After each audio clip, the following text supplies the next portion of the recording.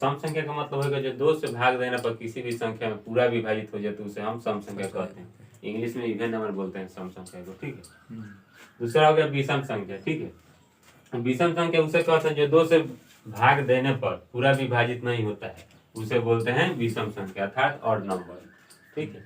उदाहरण में हो गया 1, 3, 5, 7, 9, 11, 13, 17, 15, ये सब क्या है? विषम संख्या अर्थात 2 से विभाजित होने पर पूरा नहीं विभाजित होगा, ठीक है। इसे बोलते हैं विषम संख्या। दूसरा क्या? भाज्य संख्या। देखिए भाज्य संख्या का मेनली होता है कि जो अपने से भी कटेगा, एक से भी कटेगा और अन्य संख्या से भी विभाजित हो सकते हैं, उसे बोलते हैं भाज्य संख्या, ठीक है।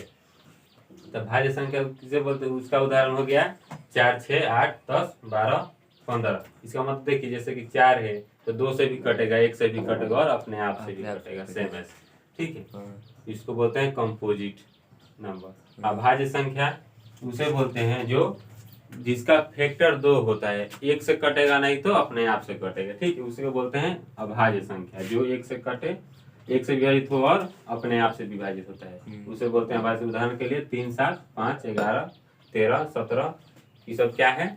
अभाज्य संख्या है, ठीक है। क्या होता है इसमें? कभी भी 1 से कटेगा नहीं तो अपने आप से कटेगा। अभाज्य में 2 से भी कटेगा, अपने आप से भी कटेगा और अन्य संख्या से भी कटेगा।